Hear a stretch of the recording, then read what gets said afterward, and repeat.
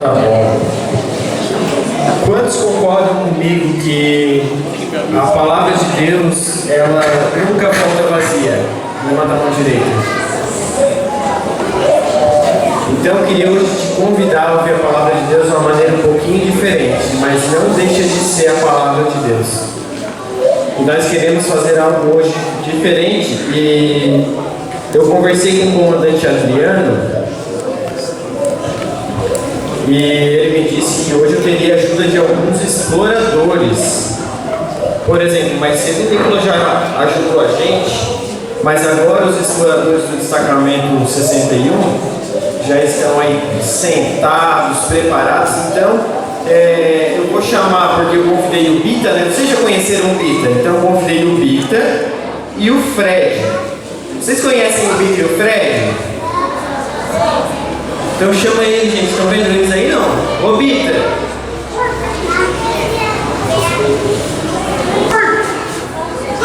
Dá boa noite pra criançada, Bita. Vocês estão ouvindo? Não?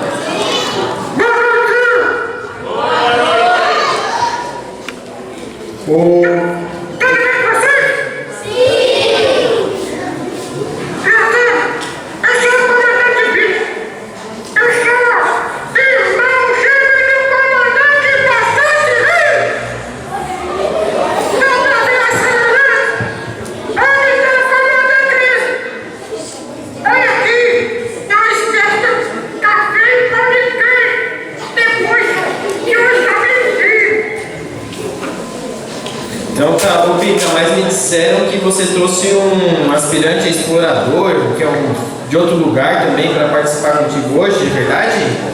Eu estava esquecendo! Eu quase que estava esquecendo! Vem comigo, Ronaldo! A Namorte do Sul! O meu grande do Sul! O Frederico! Aspirante aventureiro! Preparado, comandante! Tudo bem? Boa noite pra vocês! Boa noite! Frederico! Apresenta os planos do rei! Mamãe, nós conhecemos você! Ah, tá bom, eu vou me apresentar então. Meu nome é Frederico. Mas é muito comprido, Frederico. Vocês podem me chamar de Fred. Eu tenho 11 anos e gosto de... Sabe do que eu gosto? De pão de queijo. Ai, é muito bom. E também, ai, aquele doce de leite que escorre-se pelos dentes. Eu sou um aspirante aventureiro. E se Deus quiser, e ele também aprovar, eu vou receber o meu leite daqui 3 semanas. Inclusive, eu gostaria de dizer que eu sou muito rápido em matemática, sabia? Uai, que pedaço! Você vai lavar água nos meios que tem aquele troço de matemática e geometria. Já que você é rapidinho assim, responde pra mim. Quanto é 11 vezes 12? 11 vezes 12? É 61. 61. Uai. Não é 61? Uai, você é muito rápido. Ué, eu posso ter errado, mas eu tô falando com 61 na cabeça, sabe por quê? Porque ela disse que é muito 61.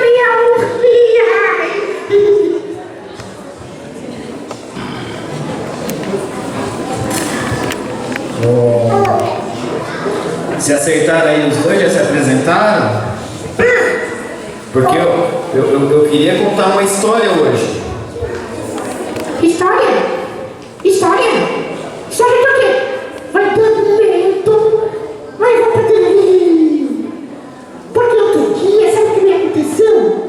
Uma história de tamanho na escola. Falar de um monte de coisa de morcego, de aranha, de pé de coelho. E agora, depois eu não consegui dormir. Não, ô Fred, assim ó, a história que eu vou contar pra vocês não é de terror, nem de assustar, nem de dar medo, mas é uma história de esperança e eu acho que vocês vão gostar, tá? Eu acho que vocês vão gostar. Porque assim, é uma história que começou há milhares de anos atrás, na época que existia um grande rei. E ele era um homem muito sábio no seu reino, e ele era um bom administrador, e tinha paz, e tinha bastante fartura e comida, e bastante conhecimento, as pessoas podiam ir para a escola, e a religião e a cultura era abundante na cidade dele. Ô, comandante, esse rei tinha cabelo curtinho, grisalho? Tinha. E ele era assim, moreno, meio alto, meio baixo, e falante, e gostava muito das crianças e amava fazer lições. Sim, é isso mesmo, Fred. Tu já ouviu essa história? Não. Mas se ele era moreno, tinha cabelo curto, grisalho, falador, demais da conta, e gostava de crianças, e outra missionária, eu acho que eu conheço sim ele. Sabe quem é? Vocês sabem, crianças, quem é? Não sabe? Não. É o pastor Carmo da Ô Fred, não é o pastor Carlos, mas a tentativa foi boa. É que essa história aconteceu há mais tempo, faz mais tempo que aconteceu essa história. Mas se você ficar quietinho, se você ficar trabalhando, a gente nunca vai conseguir terminar de ouvir. E a próxima, antes de ele voltar da rua pra Ucrânia e Ucrânia do Sul.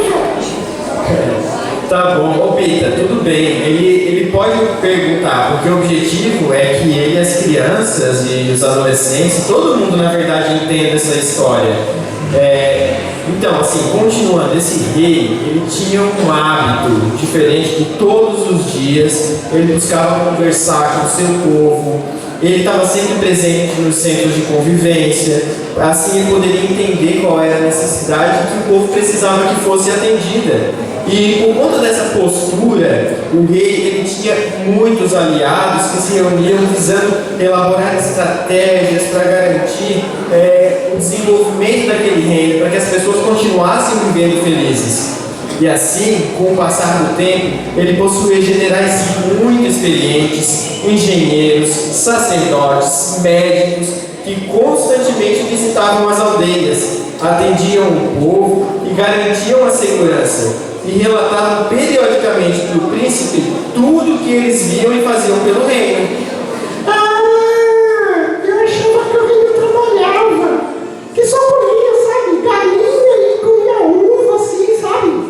Igual dos filmes.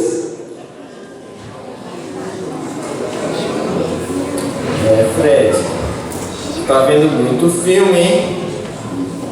Ô Pita, o que tu acha? Você para de ver tanto filme, velho! Nem tinha esses trem tudo naquela época, só! As coisas não desse jeito, não, só! Tá. Não tinha briga com a estrada, só!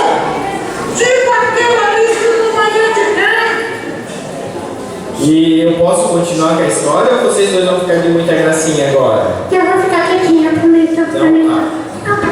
Não, e tem mais uma coisa que tinha nesse reino. Nesse reino tinha um príncipe que ele era muito próximo do rei. Ele era um motivo de grande alegria para o rei. E a sua vida, ele fez várias atividades, estudou as diversas ciências para que ele pudesse servir ao povo. Então ele ia lá, ele participava junto com os agricultores, com os professores, com os sacerdotes, e depois ele sentava na mesa do rei e também compartilhava, porque um dia ele teria que se tornar rei.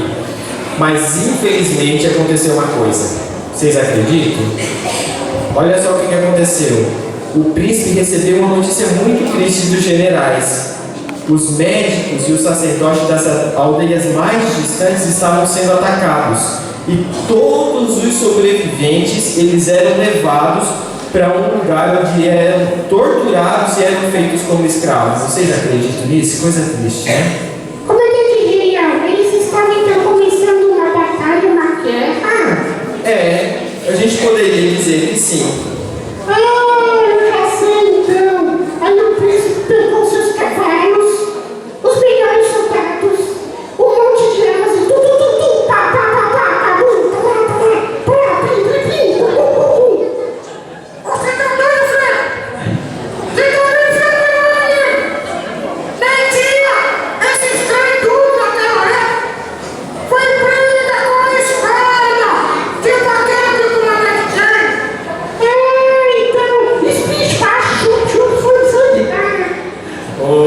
calma, não é bem por aí que a história vai, tá? Tá bom, então eu vou ouvir. Eu vou ficar quietinho, eu vou ouvir. Mas olha só, esse inimigo do reino, ele era muito, muito malvado. Sabe o que eles faziam, criança, quando ele atacava uma aldeia? A primeira coisa, o que vocês acham que é a primeira coisa que ele destruía? Ó? Então, também. Ele destruía a igreja, ele destruía mais duas coisas. Ele destruía as escolas e os hospitais. Vocês sabem por quê? Porque assim, ó, presta atenção, pensa comigo. Se ele destruísse a igreja, a escola e o hospital, ele destruía a identidade do povo. Eles não iriam aprender sobre a história deles, eles não poderiam ser cuidados e curados, e eles também não aprenderiam sobre seu Deus. Então a primeira coisa que ele fazia era destruir a identidade, para que as crianças crescessem sem conhecer a história. Vocês acham que o cara desse era malvado?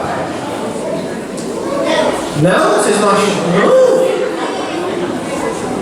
Sim, era ou não era? Era malvado. Então, aí o que acontece?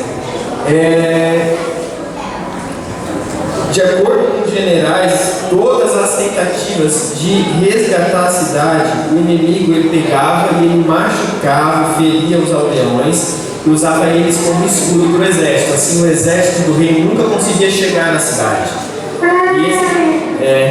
Eu entendi, comandante Jean. Esse inimigo também era corajoso, né? Isso é coisa de covarde. Com certeza, ele não era nada corajoso, porque ele usava do medo para controlar as pessoas. E por anos o rei buscou alimentar a esperança do resgate do povo. Ele enviava mensageiros, cartas, tentava reaver o povo, mas dia a dia, por conta dessa pressão do inimigo, o povo ficava cada vez mais corrompido e impediu o avanço do rei. O caos ele se espalhou por todo o reinado, ao ponto do rei convocar um grande conselho, com todos os sábios do reino, generais, e por dias o conselho de mestres generais discutiam estratégias de conseguir resgatar o povo. Mas todos eles eram passíveis de grande falha e sofrimento para o povo.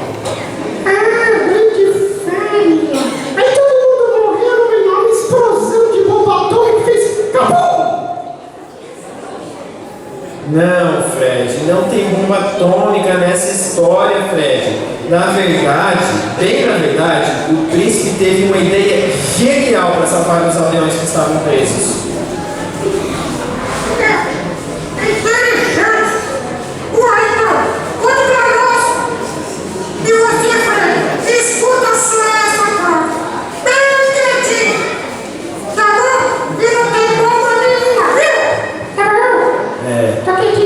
Então, vocês sabem o que o príncipe falou para o rei, para aquele grande conselho? Ele falou assim: eu tive uma ideia. Alguém sabe qual foi a ideia do príncipe? Não sabe qual foi a ideia do príncipe? Ele falou assim: olha, eu tenho uma ideia. Que, olha, a gente pode tentar acessar o povo de fora para dentro, mas a gente precisa correr alguns riscos, assim. E o príncipe falou: olha, eu já estudei todas as ciências, eu aprendi a plantar, eu aprendi a cuidar dos enfermos, eu sou também general de guerra, mas eu vou fazer o seguinte: eu vou me infiltrar numa aldeia disfarçada de aldeão, lá na zona de conflito. Quando o exército dos inimigos vier atacar, eu vou fingir que eu não sei lutar, eles vão me prender e quando eu estiver lá dentro, eu solto o povo. Aí eu conto para eles a história do reino, a gente faz um grande movimento e todo mundo sai. Daí o rei falou assim: poxa, meu filho, isso é muito perigoso. E ele falou: mas pai, é o único jeito de a gente conseguir salvar o nosso povo, senão esse negócio só vai piorar. Uau! Então esse príncipe é corajoso. Oh, Alfredo, na verdade, tudo isso é o amor do seu povo perdido. E é verdade, Peter, porque assim, essa é uma proposta muito forte. Qual é um rei que deixaria o príncipe numa situação dessa, né? O único filho do rei, com mais amor que tivesse pelo povo, assim, né? Por conta de todo esse amor, o rei aceitou. Mas com muito, assim, aperto no coração. Então o príncipe foi lá, tirou a roupa dele de príncipe, botou uma roupa de fazendeiro, de aldeão, e foi lá trabalhar na roça. E quando ele viu, lá vinha o exército do inimigo, e adivinha o que aconteceu? Ele foi atacado e sequestrado, e jogaram ele lá junto com todos os aldeões que estavam escravizados. Ah, eu sei. E ele foi lá e fez igual Sansão. Não foi? Pegou uma queijada, e derrotou o inimigo. Que isso, cara? Queijada? É queijada não, menino? Que tá entendendo tudo errado. É queijada de queijo, não é de queijo. Eu tô com fome de aqui.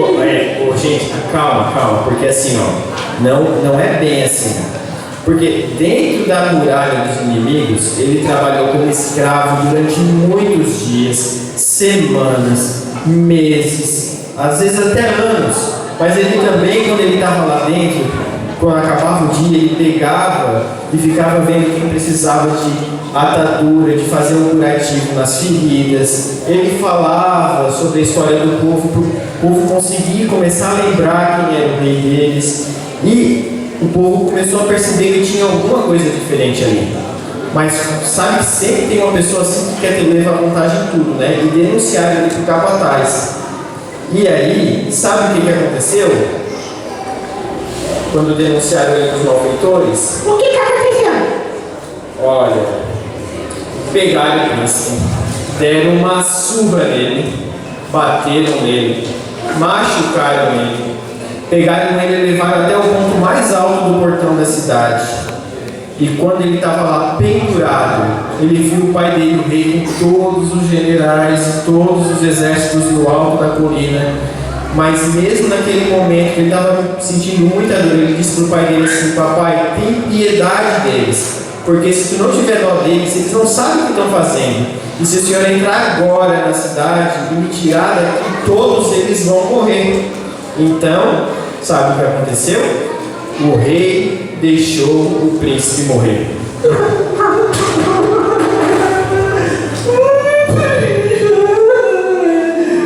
Que triste.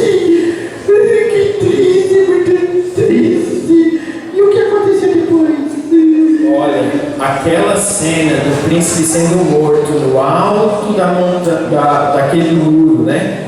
Foi muito forte e chocante. E quando o povo viu o príncipe sendo morto, sendo maltratado, judiado por conta deles, o povo despertou e lembrou quem eles realmente eram. E eles se uniram e quebraram os portões da cidade. E o rei desceu com os exércitos do alto da colina e resgatou todo o povo. E finalmente o povo pôde novamente estar junto com o seu rei. E tudo que eles precisavam para ter a cidadania deles de volta, que eles tinham perdido, era chegar no trono do rei e dizer: eu vi o seu filho, o príncipe, morrer para salvar. Eu reconheço o sacrifício do príncipe. E muito bem, essa história, na verdade, não é sobre um príncipe qualquer ou um reino qualquer. Essa história, ela vai nos falar sobre um Deus que criou a humanidade e viu o homem envolvido em pecado, crescendo sem esperança, esquecendo quem era o seu Criador, esquecendo quem era seu verdadeiro rei. Por séculos, Deus enviou mensageiros, que nós ouvimos falar deles como profetas, guerrearam batalhas, grandes heróis pelo seu povo. Mas dia a dia, essa batalha ficava mais complicada e o povo conseguia continuar se esquecendo de Deus e perdendo a esperança da salvação. Mas um dia o príncipe, Jesus Cristo, fez um acordo com o Pai. Se você abrir sua Bíblia em João 3,16, vai dizer assim: Deus amou o mundo de tal maneira que deu seu único Filho, para que todo aquele que nele crê não pereça, mas tenha vida eterna. Ele enviou o Filho dele nesse mundo, tirou sua roupa de glória de príncipe, se fez homem como eu e como você, veio aqui, sofreu, curou nossas dores, as nossas tristezas. E mesmo assim, nós procuramos ele no alto do monte, numa cruz, no Monte Calvário, para que ele fosse castigado, porque nós nos incomodamos com aquela glória. E o Pai, quando ele olhou para o Pai no céu, ele disse: olha, Senhor, perdoa, porque eles não sabem o que estão fazendo. E o Pai deixou o Filho morrer. Mas no terceiro dia, ele ressuscitou e está no céu. E para que eu e você pudéssemos ter a nossa identidade restaurada com Deus. E hoje, para que eu e você possamos nos tornar cidadãos do céu, possamos nos tornar filhos de Deus, nós apenas precisamos olhar para o Calvário e reconhecer que Jesus Cristo deu a vida dele por nós. E é apenas por meio de Jesus Cristo que nós podemos ser salvos.